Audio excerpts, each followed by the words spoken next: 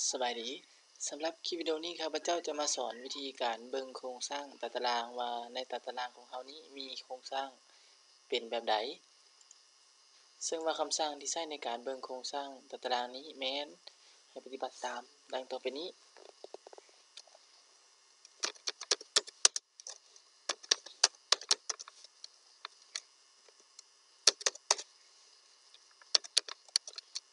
describe table product ซึ่งคำสั่งที่ใช้ในการเบิ่งโครงสร้าง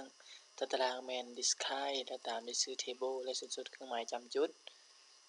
ซึ่งว่าตาราง product นี้ประกอบมี3คอลัมน์คือ id และ name